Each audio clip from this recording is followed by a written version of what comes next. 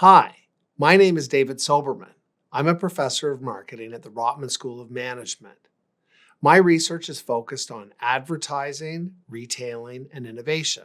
I'm here to answer a few questions about marketing and advertising. Welcome to my office hours.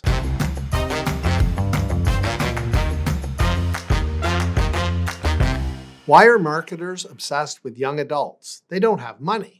You should be pitching your brands to those 40-somethings with good savings and solid jobs. Well, that makes a lot of sense. But the reality is the age when most humans actually become consumers and have the money to buy things is in their early 20s, when they're young adults. And the thinking is that if you can attract those people when they're young adults, you'll have them for the rest of their life. Wasn't technology supposed to make ads more effective? Listen, Amazon, I already bought the shirt I was looking at. I do not need more ads for the exact same shirt. I mean, really? You Google one thing about chickens and suddenly everyone wants to sell you a chicken. I understand that sometimes we see ads that seem to be either repetitions or for something we've already bought. But the reality is advertising today is indeed a lot more effective. That's why we've seen such a significant shift to online advertising. Not only can you measure whether people are clicking the ads, you can even see whether these ads are leading to actual purchases. That doesn't mean that there aren't mistakes being made, and like with any new technology, there are glitches that need to be worked out. Straight up, how did Coca-Cola become such a brand powerhouse? Well, there's a simple answer to that question. This is a company that when it comes to marketing, did almost everything right. And they also did everything right first. One way of thinking about this is to think about the 4 P's of marketing. What are the 4 P's of marketing? Product, price, place, and promotion. I'm going to start with product. When it comes to product, Coca-Cola is basically carbonated sweet water that has a vanilla cinnamon taste. It's a preferred taste. Second, because it's such a simple product to make, you're also able to offer it at a price that almost everyone can afford. And even at that price, it's a profitable product. And what about the 3rd P, place? Coca-Cola has come up with a distribution strategy that means that the product is available in almost every grocery store or food retailer throughout the world. On top of that, you can buy it in almost every restaurant and bar. And finally, they've been pioneers in the creation of vending machines, automated ways to get the product almost any time. And finally, let's think about the 4th P, promotion. Coca-Cola is the gold standard when it comes to media integration. Whatever it is that they're doing fits with the property, fits with the context. Coca-Cola sponsored the Olympics for the first time in 1927, almost 100 years ago. And when it comes to integrating their media, there's nobody better than Coca-Cola. They integrate their media with the context, they adapt it to the country, they even adapt it to the season. Think about Santa Claus. Coca-Cola actually invented Santa Claus as we know him. There he is. You can often see Santa on the side of Coke trucks in the Christmas season.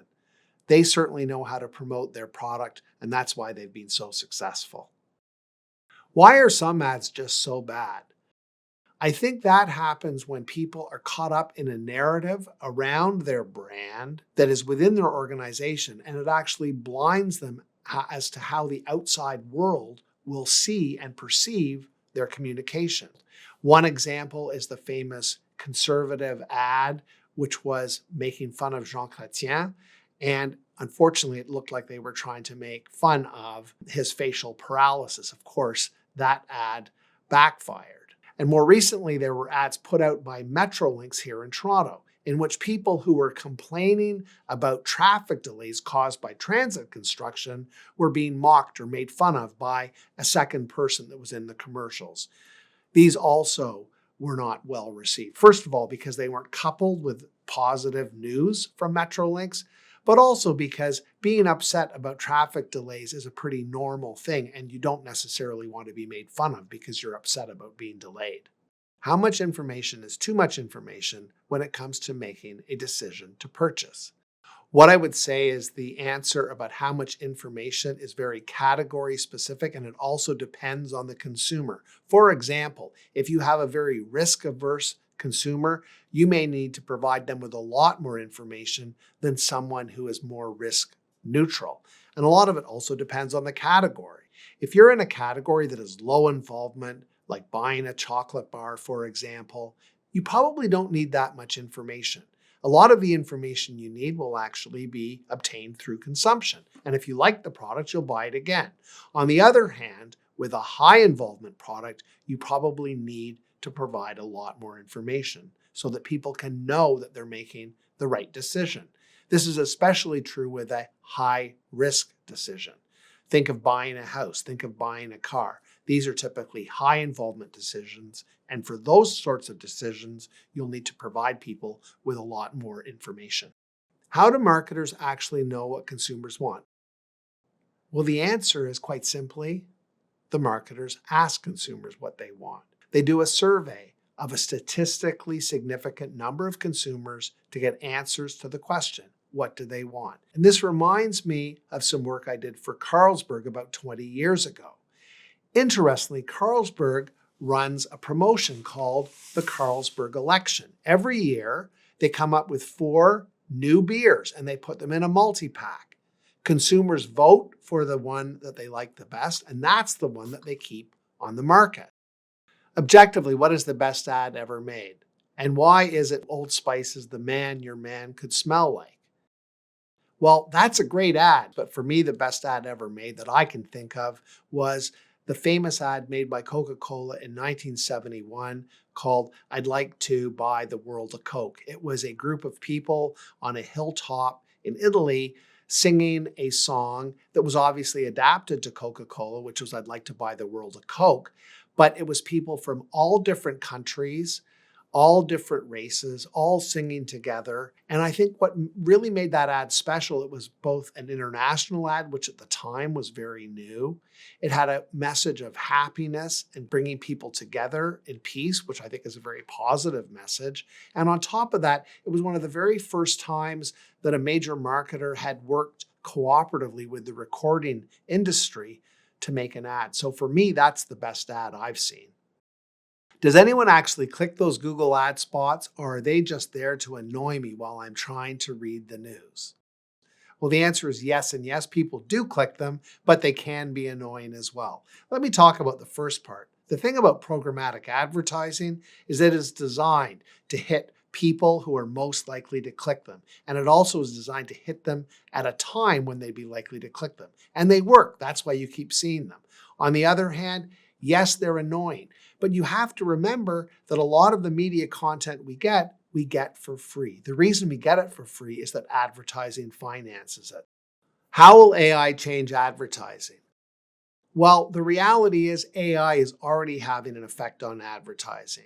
What is done is a lot of information is collected on your viewing habits based on your profile or even based on your click stream. That is how you've actually surfed the internet. And that determines the ads that you see.